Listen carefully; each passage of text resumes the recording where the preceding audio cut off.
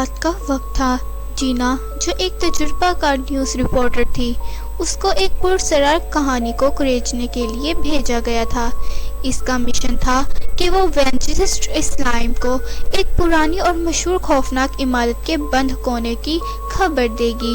مقامی لوگوں کا کہنا تھا کہ یہ جگہ آسیب زدہ تھی۔ جینا اپنے کیمرے اور ریکارڈر کے ساتھ رات کے قریباً 12 بجے اس عمارت میں پہنچی۔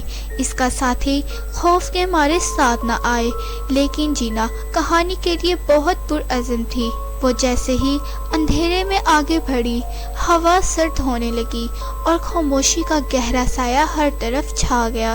اس کے قدموں کی آوازیں گونج رہی تھی اور اس کی ٹارچ کی روشنی ہم شکل راستہ دکھا رہی تھی۔ اس نے رپورٹنگ شروع کی۔ میں وینچسٹر اسلام کے اندر ہوں، جہاں مریضوں کے ساتھ مبینہ طور پر بدسلوکی کی جاتی تھی، مگر اس کی آواز بہت مدھم اور بھاری سنائی دینے لگی۔ اچانک اس کی ٹارچ جھپکنے لگی اور اسے اپنی پیٹھ پر ایک سرد ہوا کا جھونکا محسوس ہوا۔ جب اس نے پلٹ کر دیکھا تو کوئی بھی نہیں تھا، لیکن اسے لگا کہ کوئی اس کے پاس آیا ہے۔ گھبراہٹ میں اس کی نظر زمین پر ایک پرانی کائل پر پڑی، جس پر ایک عورت کی تصویر تھی جس کی آنکھیں بالکل ہی خالی تھیں۔ اس کا نام مارگریٹ ہیلووے تھا۔ 50 سال پہلے اسی عمارت میں وفات پا چکی تھی۔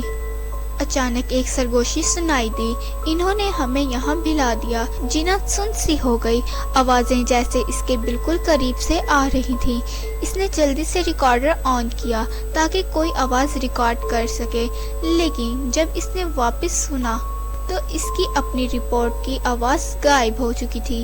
اس کی جگہ ایک سرگوشی کر رہی تھی، ہمارے ساتھ شامل ہو جاؤ۔